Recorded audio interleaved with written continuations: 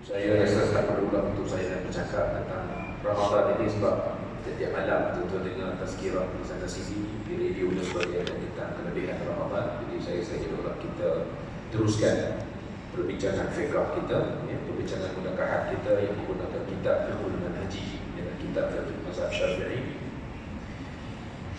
jilid yang ke-5 tuan-tuan ya. Jadi pada pagi ini kita akan sambung pada muka surat 782 tuan-tuan yang ada kitab. Tajuk yang menarik, bantuan kepada yang sedang praktis ataupun yang merancang untuk nak praktis. Jadi kena lihat bagaimana bantuan yang diberikan oleh syarak, khususnya berdasarkan kepada hadis-hadis Nabi SAW tentang perkara ini. Tajuk yang akan kita bincangkan di sini tuan adalah Al-Qasmu. Al-Qasmu itu adalah bermaksud pembahagian. Jadi pembahagian yang kita nak bincang di sini tuan adalah pembahagian giliran bermalam untuk mereka yang memiliki lebih daripada satu cawangan. Ya. Jadi bagaimana bantuan yang diberikan tuan? Sebab kita dah bincang sebelum ini, poligami adalah suatu yang dibenarkan di dalam agama. Ada hikmah di sebalik Allah membenarkan, ada tujuan yang ingin dicapai dan ada kebaikan yang boleh diperolehi kalau sekiranya perkara tersebut diamalkan selaras dengan bantuan yang diberikan oleh syarak. Jadi kerana itu, poligami itu bukan hanya dilihat dari segi kebenaran yang diberikan, tetapi dia juga perlu dilihat dari segi bagaimana bantuan untuk melaksanakan perkara tersebut. Jadi tuan-tuan, perkara ini jelas ya, kalau kita tengok pada itu bagaimana contoh yang ditunjukkan oleh Nabi kita Muhammad SAW. Jadi sebelum kita pergi dengan lebih lanjut, kita mulakan perbincangan kita ini dengan melihat kepada definisi ataupun ta'arif kepada al-qasmu itu. Dikatakan dari segi bahasa, ianya berasal daripada fi'il qasama yaqsimu yang bermaksud membahagikan. Manakala al-qasmu itu bermaksud bahagian ataupun habuan. Kita katakan tadi pembahagian itu bagaimana dilakukan. Manakala dari segi istilah, al-qasmu itu bermaksud sesiapa yang mempunyai lebih daripada seorang isteri dan bermalam di rumah salah seorang daripada mereka, maka dia mesti bermalam di rumah isteri-isteri yang lain juga. So maknanya tuan-tuan, dia ada di punya cycle dia. Bila start bersama dengan salah seorang daripada isteri yang ada, maka isteri yang lelaki itu dia mesti mendapat hak ataupun bahagian yang sama. Itu dia punya nak faham secara mudah apa yang dia maksudkan sebagai al-qasm. Dari segi hukumnya, asalnya dia kata hukum bermalam di antara isteri itu adalah sunat, bukannya wajib. Jadi untuk bermalam di antara isteri yang ada itu tadi itu kan hukum asalnya adalah sunat saja, bukan wajib.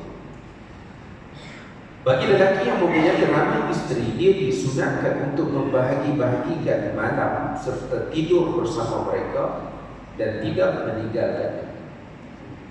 Jadi tuan-tuan, ada 2, 3, 4, tiba-tiba tidur semua seorang.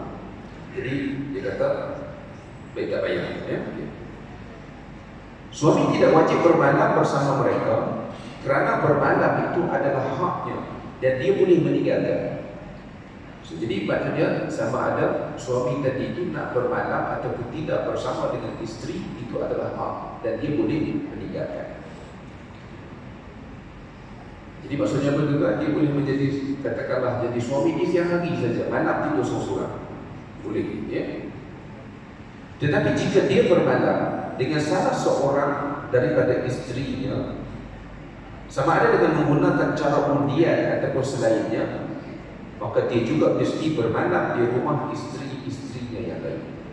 Jadi maksudnya bila dia start katakanlah bermalam dengan salah seorang daripada isteri, katakanlah satu malam, jadi isteri yang berbaki tadi mesti juga mendapat hak satu malam sampai complete cycle. Ada kalau ada 4 malam selesai, selepas daripada malam yang keempat dia start zero balik juga ya.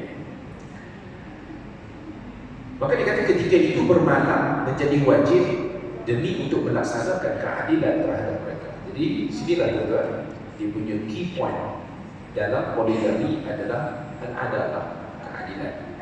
Sebab itulah tuan-tuan, dalam ayat yang menceritakan tentang keharusan untuk berpoligami itu, Allah tegaskan bahawa fa in khiftum alla ta'dilu, sekiranya kamu bimbang, sekiranya kamu takut tidak boleh berlaku adil, maka kata Allah fa wahidah, maka memadailah dengan seorang isteri saja.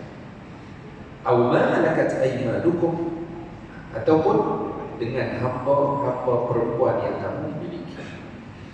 Jadi kerana itulah tuan-tuan, dalam pelaksanaan rukhsah kebenaran yang diberikan oleh syarak untuk berpoligami, keadilan itu adalah kuncinya.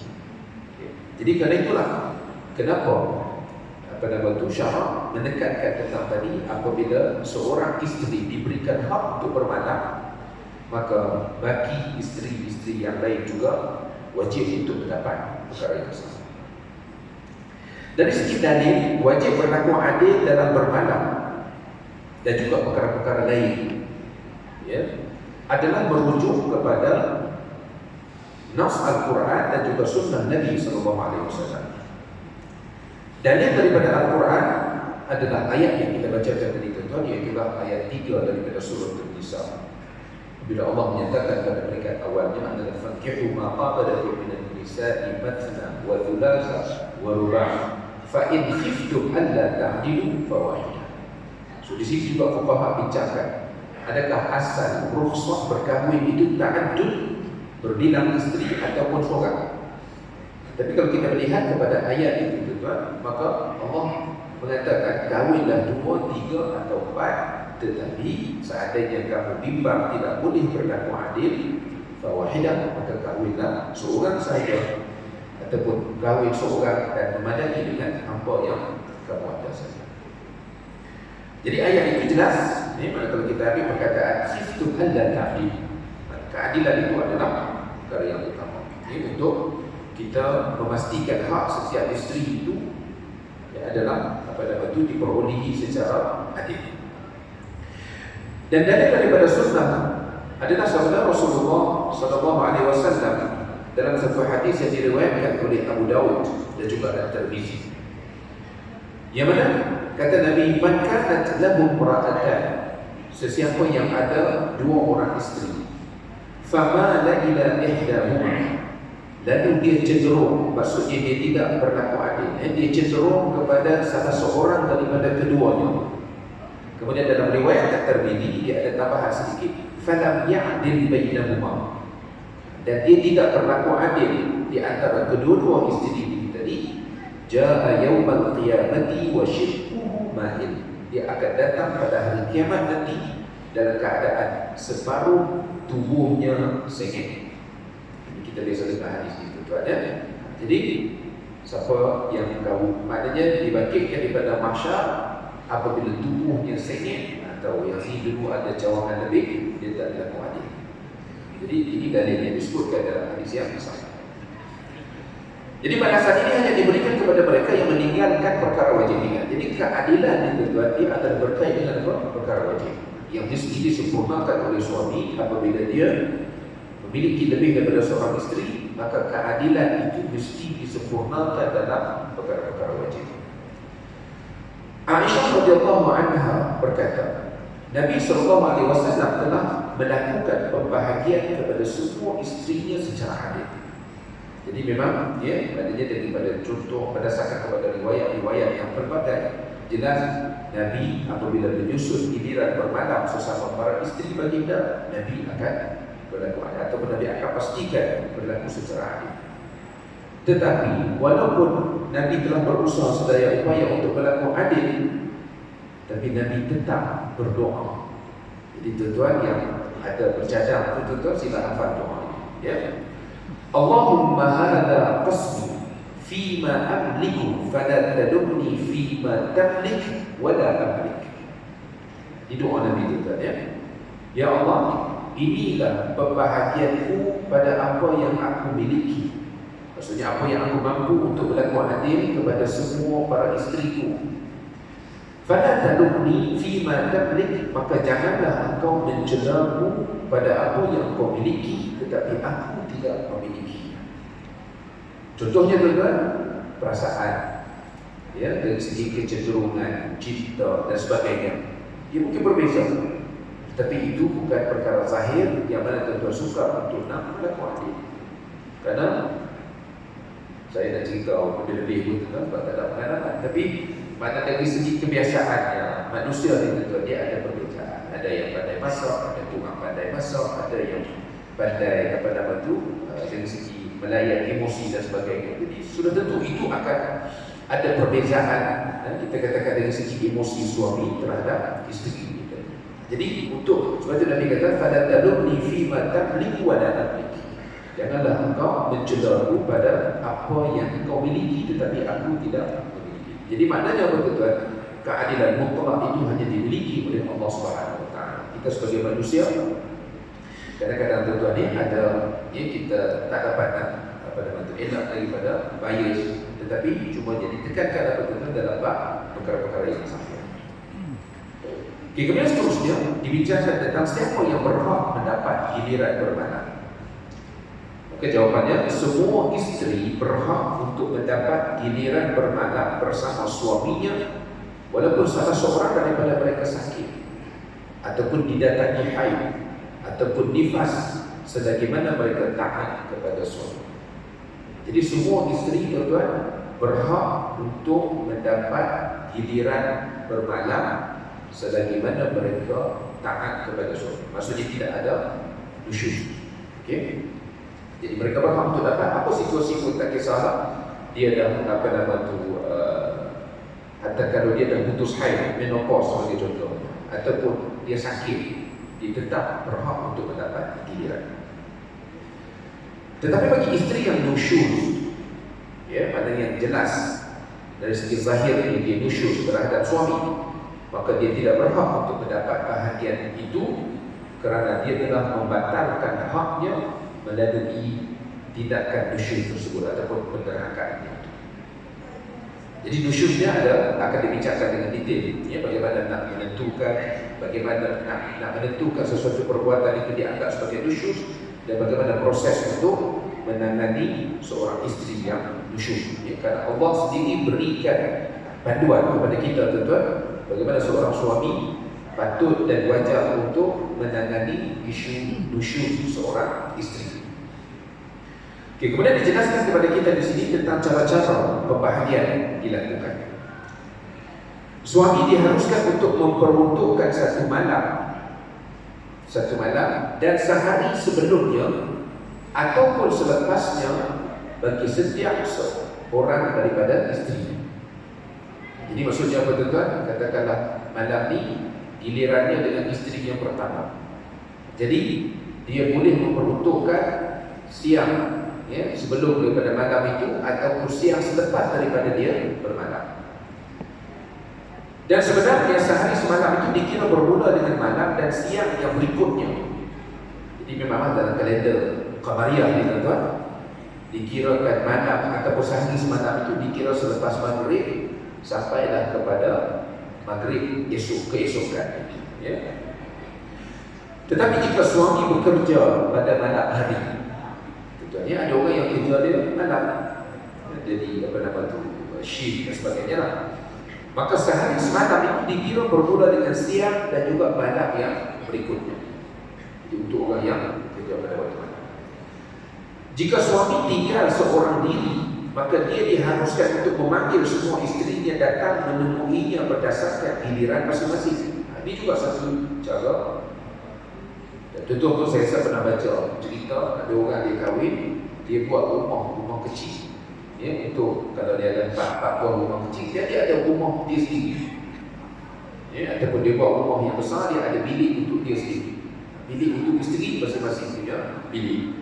Jadi dia boleh aturkan giliran siapa yang nak datang bermalam dengan dia, sama ada di rumah dia ataupun di bilik dia tadi tu. Jadi dia boleh untuk nak apa nama tu menyusun giliran isteri tadi itu untuk bermalam dengan dia.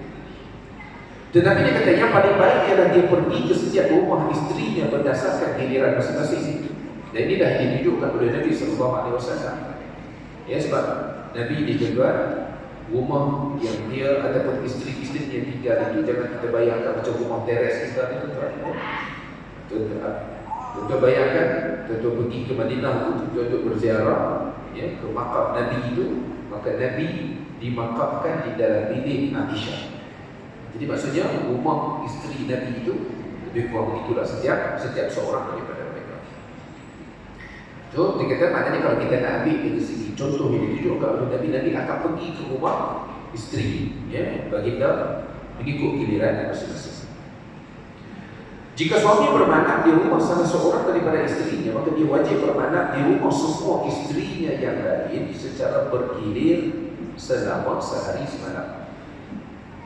Jadi maksudnya dah seorang dapat sehari semalam, maka dia kena komplit selesaikan. Suami diharapkan tinggal di rumah salah seorang daripada isterinya dan kemudian memanggil isteri-isteri yang lain bermalam bersamanya di situ secara bergilir. Ini kerana datang ke rumah madu adalah menyusahkan mereka. Walaupun madu itu selalunya pahit, tuan-tuan, ya, tapi itulah dia punya ni, ya. Jadi, so dia kata perbuatan pergi duduk di rumah salah seorang isteri kemudian minta isteri-isteri lain datang ke rumah itu untuk bermalam secara bergilir. Jadi dia kata perbuatan itu, ya, ulama conclude sebagai haram kerana dia akan menyusahkan mereka. Suami juga diharapkan untuk mengumpulkan isteri-isterinya di dalam sebuah rumah tanpa kerelaan mereka, kerana tindakan ini akan menyebabkan perbalahan dan juga perselisihan sesama mereka. Jadi maksudnya apa tu? Dia ada risiko perbalahan. Tapi kalau sebab ini disediakan di sini tuan kerelaan. Mana kalau mereka tak rela, tak bersetuju untuk tinggal serumah, maka suami tidak boleh paksa. Ya, suami tidak boleh paksa. Suami diharuskan untuk menetapkan giliran bermalam selama 2 atau 3 hari untuk seorang isterinya. Jadi maksudnya tuan, boleh seorang suami kalau dia nak menetapkan cycle itu, maksudnya 2 malam ataupun 3 malam untuk seorang isteri.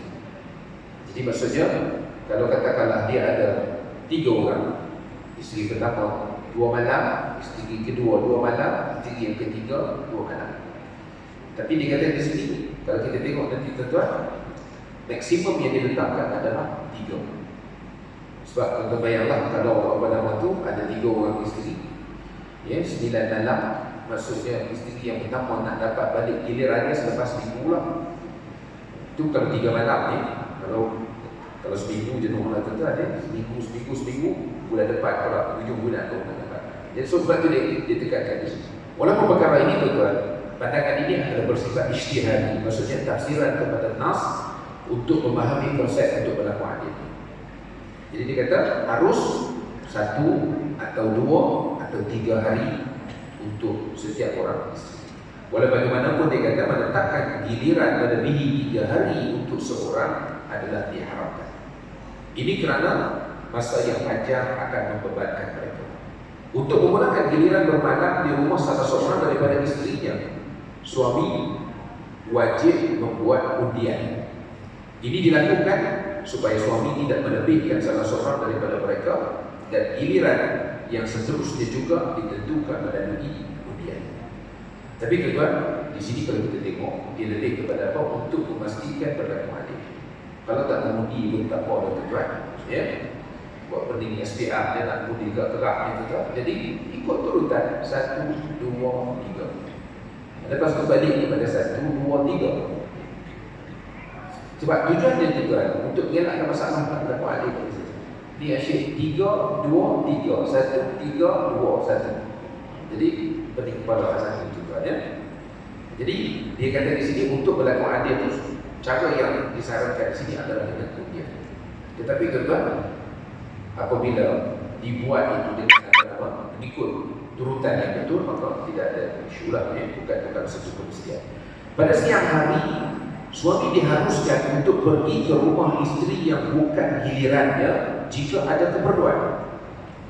Jadi maksudnya kalau ada keperluan isteri sakit, contohnya ataupun dia perlu bantuan pergi beli barang dan sebagainya, walaupun hari itu bukan giliran dia, tetapi pada waktu siang suami tadi berhak untuk pergi ke rumah isteri yang bukan gilirannya jika ada keperluan. Dan dia sepatutnya tidak berada di situ dalam tempoh yang lama. Aisyah radhiyallahu anha berkata, pada setiap hari Rasulullah SAW akan menjenguk kami semua.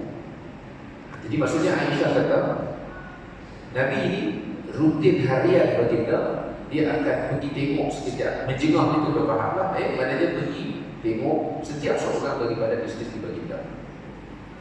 Walaupun pada hari itu bukan giliran mereka. Dan baginda mendekati setiap isterinya itu tanpa menyentuhnya, sehinggalah sampai ke rumah isteri yang memiliki giliran hari berkenaan, lalu baginda akan bermalam bersamanya. Itu adalah rutin kehidupan Nabi SAW. Yang mana tuan-tuan boleh tengok benda ni kalau tuan pergi Madinah. Dululah sekarang saya pasti masih ada ataupun tidak. Dia museum, dia ada beberapa museum, dia ada museum tentang Asmaul Husna. Dia bukan museum lah, kita apa nama tu, satu macam expo pameran ini dibuat. Yang pertama tentang apa nama tu Asmaul Husna, yang keduanya tentang sirah Nabi, yang ketiganya tentang Al-Quran. Dia bahagian apa kanan di luar bangunan masjid itu yang menghadap kiblat, di belah kanan ada bangunan sendiri. Jadi apa nama tu bangunan satu tingkat tu dia ada macam expo tu boleh masuk. Dia ada hall. Yang saya pernah masuk ni adalah apa nama tu untuk Asmaul Husna dan juga untuk sirah Nabi. Jadi kita boleh tengok dia cerita tentang perjalanan apa nama dakwah Nabi daripada bermula di Mekah sampai dan ke Madinah, daripada Nabi dilahirkan sampai dan Nabi wafat. Dan salah satu apa nama segmen tu tuan-tuan ada disenaraikan apa rutin yang dilakukan oleh Nabi SAW setiap hari. Dia 24 hours tu disenaraikan berdasarkan kepada hadis-hadis yang sahih apa yang Nabi buat. Jadi salah satu rutin Nabi adalah dia akan menjenguk semua isteri-isteri baginda tadi untuk apa nama tu bertanya tentang keperluan mereka.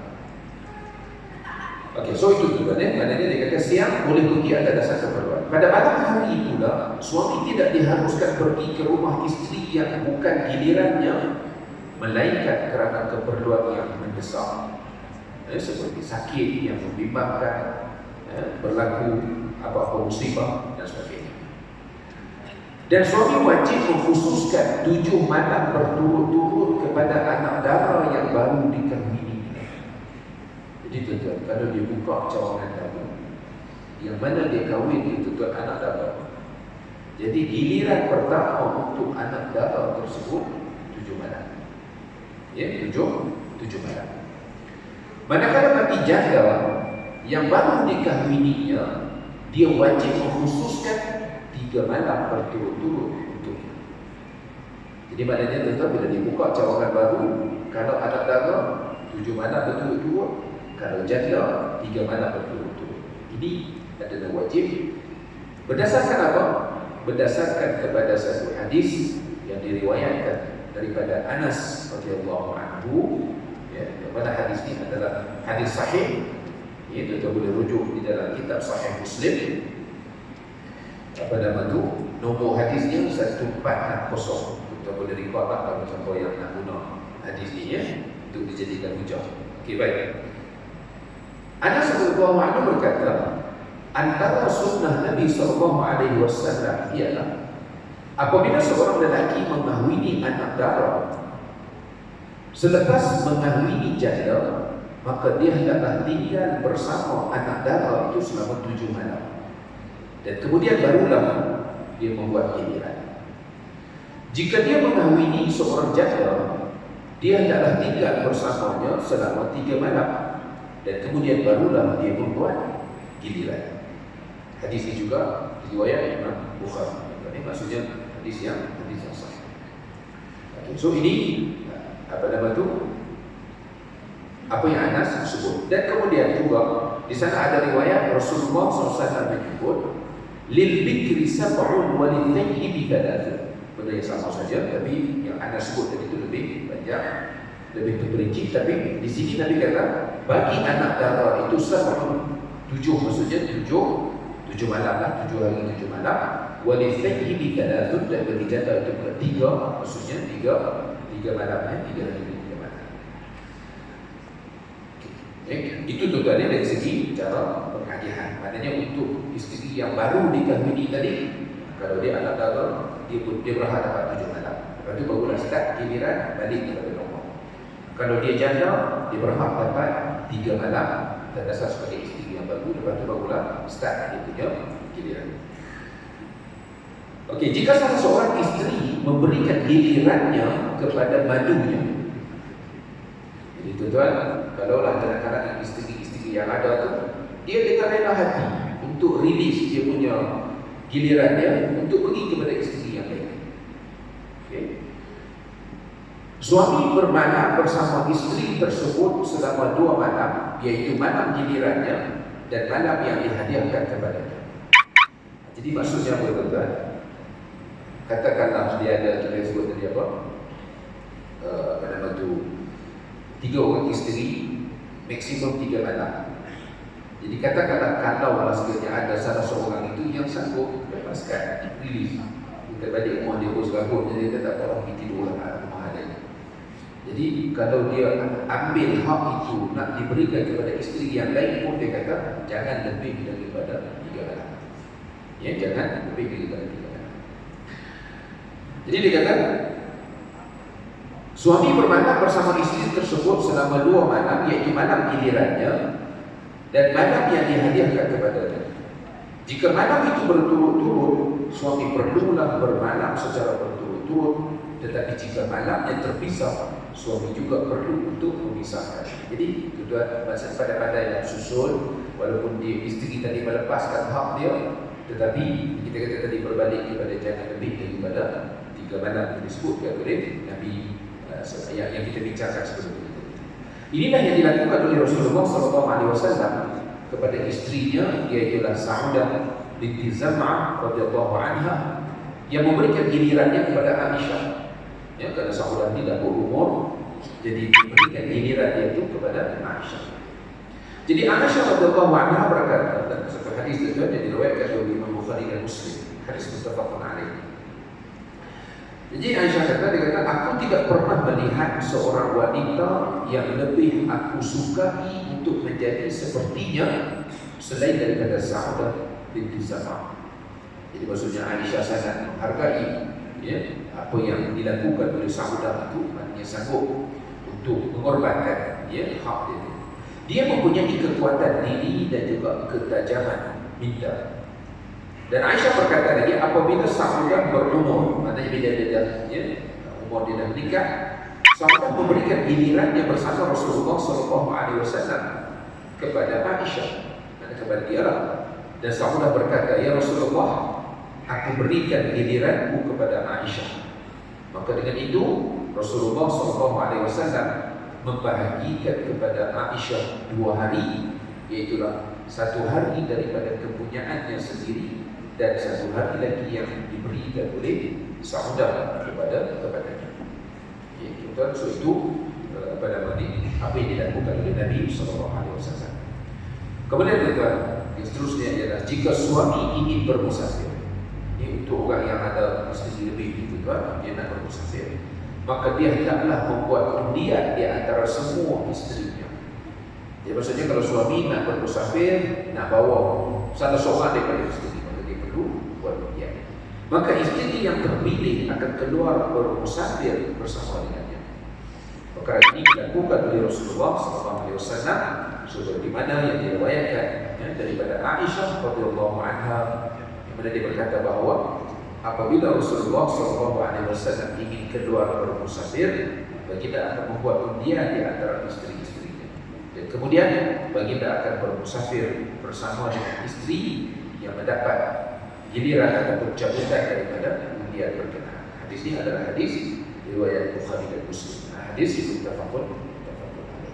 Setelah itu adalah panduan tentang penggiliran di antara isteri-isteri bagi suami yang memiliki lebih daripada seorang. Jadi panduannya ada di situ tuan, maka berusaha untuk berlaku adil, ya, pada benda-benda yang zahir lah. Sebab memberikan giliran bermalak itu termasuk dalam keadilan zahir yang mesti disempurnakan oleh seorang suami yang pada itu memiliki lebih daripada seorang isteri. Tetapi macam yang kita sebutkan tadi lah, Rasulullah sendiri pun berdoa, dia telah melakukan apa yang terbaik dan dia minta supaya Allah memberikan kelonggaran di atas apa yang dia tidak miliki.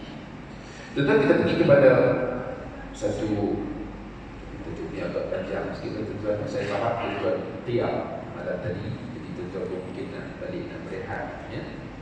Kita tajuk yang berikutnya adalah tentang nusyuz. Ini juga tajuk yang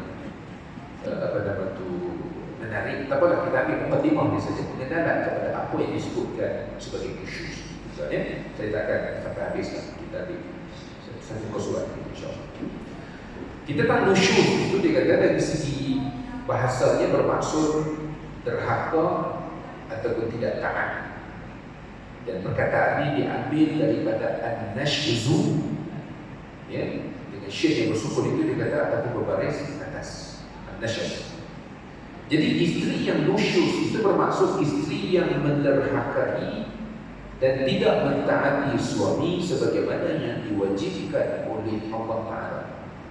Jadi maksudnya tuan-tuan, dalam bab nusyuz, dia kena jelas kegagalan isteri untuk taat dalam perintah suami seperti mana yang disenaraikan oleh syariat. Maksudnya kewajipan-kewajipan yang isteri mesti sempurnakan untuk menjalankan tanggungjawab dia terhadap suami seperti mana yang dijelaskan oleh syariat. Jadi kalau perkara itu tidak tersenarai di dalam tanggungjawab isteri terhadap suami, maka perbuatan atau tindakan itu tidak dianggap sebagai nusyuz.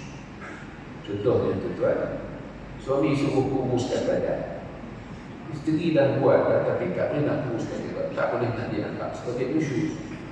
Ya, suami suruh isteri pakai profession begitu-begini, ya, suruh macam-macam sekarang ni tuan-tuan, ya, kerana kita hari ini kehidupan kita banyak dipengaruhi oleh penampilan luaran. Semua orang nak jaga penampilan luaran, nak kulit putih dan sebagainya, kan? Dia suruh isteri dia putihkan kulit, ya. Kawan tu dah 7 lapis kulit semuanya hitam tadi, tak buat macam mana? Jadi benda-benda yang itu tidak dianggap sebagai nusyuz kalau isteri tak memenuhi kehendak ataupun perintah suami kita, ya.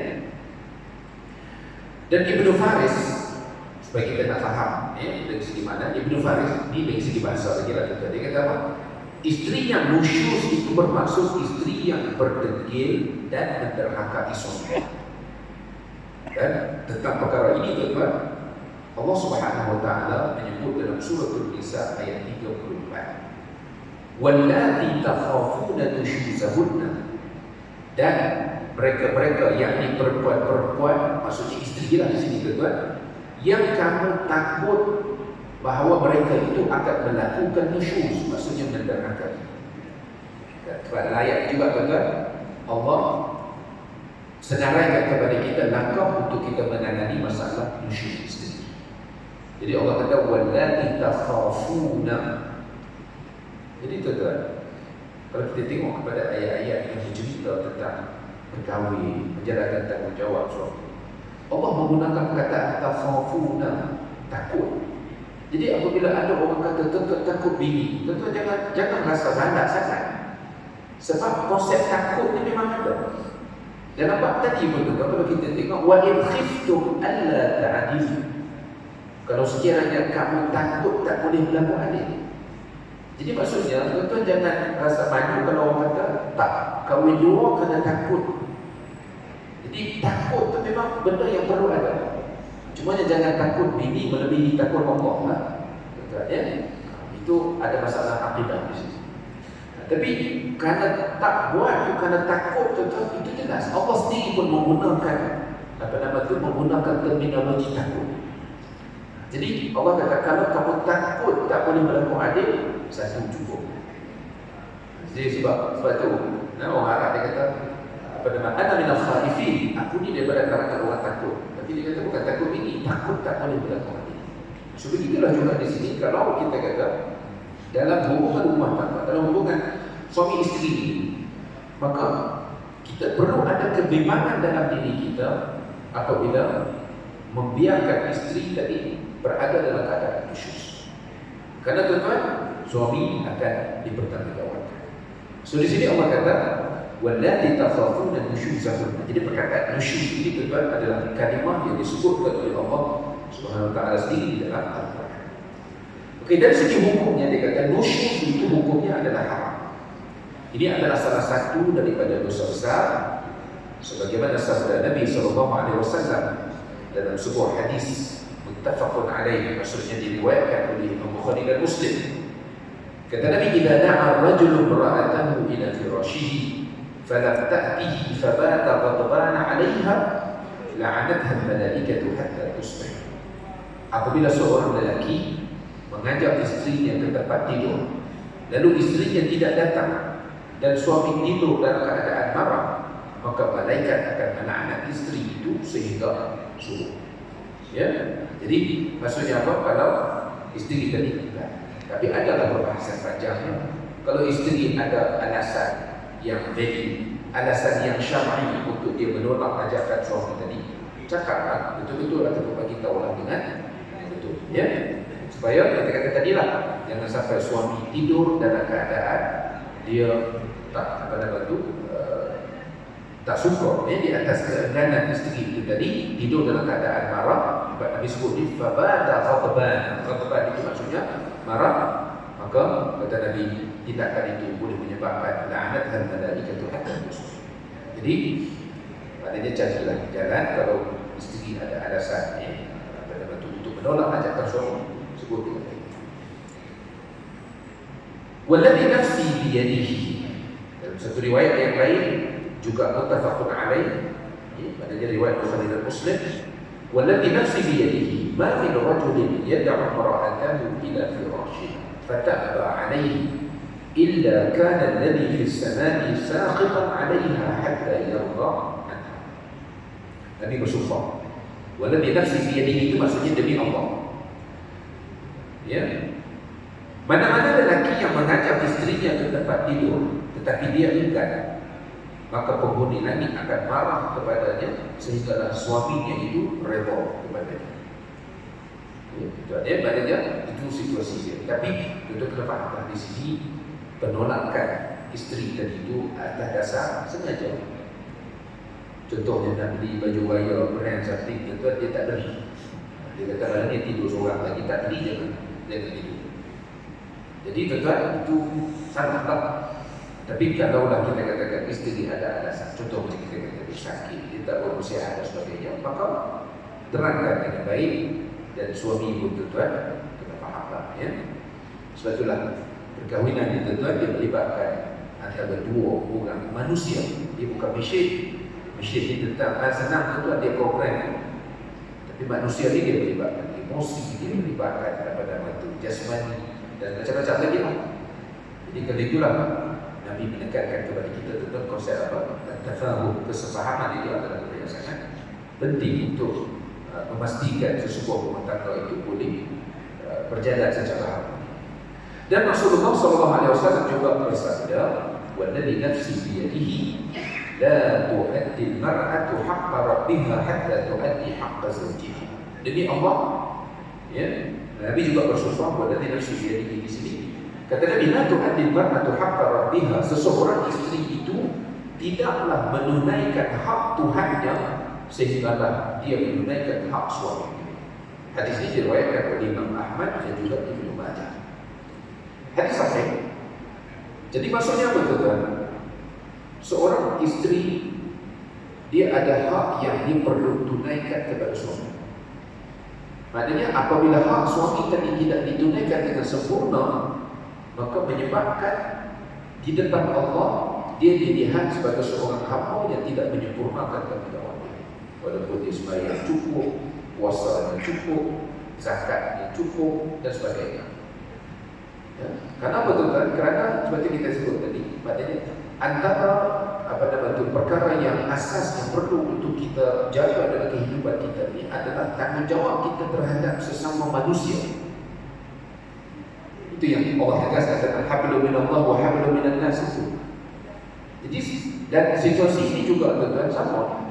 Kalau suami tidak menunaikan hak isteri, maka dia juga tidak akan dilihat di hadapan Allah sebagai hamba yang baik. So, jadi kerana itu dari sini tuan, apa yang kita faham, sebab kadang-kadang tuan, hadis ini sengaja dipergunakan oleh golongan yang cuba untuk memburukkan apa yang ada dalam Islam, nak mengatakan Islam diskriminasi perempuan, khususnya isteri. Seolah macam isteri saja nak kena tangan kepada suami. Tak, dia dengan proses yang kita dah bincang dan nak selalu dalam kita kita tekankan apa? Masing-masing ada hak dan tanggungjawab. Dan rumah tangga tak akan boleh sempurna kalau suami hanya nak tuntut hak dia tetapi dia tak tunaikan hak isteri. Begitulah juga isteri, dia hanya tuntut hak dia tetapi dia tak tunaikan hak suami. Tak akan boleh hidup dengan sempurna dan bahagia, tak akan boleh capai apa yang Allah kata, litaskunu wa ja'ala bainakum mawaddatan wa rahmah litaskunu ilayha. Mana sakinah, mawaddah, rahmah tak akan boleh dicapai kalau sekiranya masing-masing hanya melihat kepada hak dia tetapi dia tak berusaha untuk memenuhi hak pasangan dia. Jadi itu conclusion yang perlu kita faham daripada hadis-hadis yang kita baca di sini. Tetapi kenapa ditekankan tentang orang perempuan di sini tuan? Kerana kita dah sebut dari awal dulu. Seorang suami dia tidak boleh memenuhi kehendak seksualiti dia kecuali melalui isteri ataupun hamba. Dan zaman sekarang tuan-tuan, sistem perhambaan itu sudah tidak wujud. Jadi maknanya satu-satunya jalan untuk memenuhi keperluan seksualiti ialah suami dan isteri sama adalah melalui perkahwinan. Jadi kerana itulah kenapa perkara ini yang di-highlightkan oleh Nabi SAW supaya kita faham tentang apa tanggungjawab asas kita dalam sesebuah hubungan. Jadi tuan-tuan, saya ringkis dekat ini dahulu. InsyaAllah kita kalau sekali dipanjangkan umur, kita akan sambung lepas raya kita raya sebulan. Jadi masuk bulan Zulkaidah nanti lah kot tuan-tuan, kita sambung bagaimana nusyuz itu boleh berlaku.